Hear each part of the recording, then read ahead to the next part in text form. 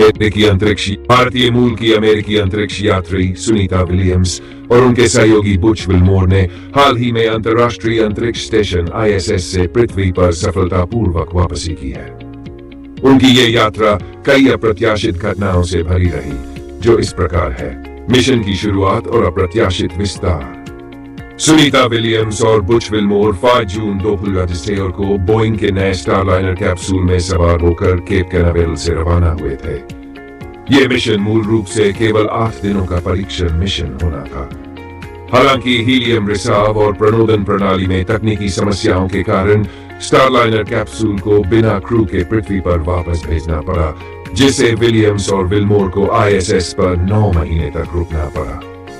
पृथ्वी पर वापसी। लंबे इंतजार के बाद सुनीता विलियम्स और बुच विल्मोर ने स्पेसएक्स के क्रू ड्रैगन कैप्सूल के माध्यम से पृथ्वी पर वापसी की। यह कैप्सूल 7 घंटे की यात्रा के बाद 19 मार्च 2022 को भारतीय समयानुसार सुबह 3:07 बजे फ्लोरिडा के तट के पास मेक्सिको की खाड़ी में सफलतापूर्वक स्प्लैश डाउन हुआ। वापसी के दौरान चुनौतियां। पृथ्वी के वायुमंडल में पुनः प्रवेश के दौरान कैप्सूल को लगभग 62 डिग्री सेल्सियस के उच्च तापमान का सामना करना पड़ा।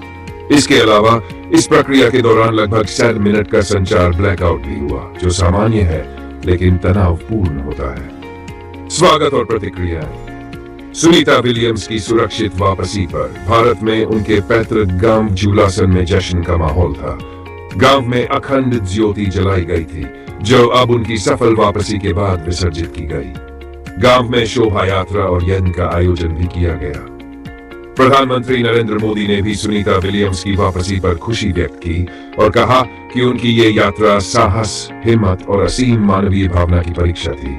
उन्होंने कहा कि क्रूज का दृढ़ संकल्प लाखों लोगों को प्रेरित करेगा।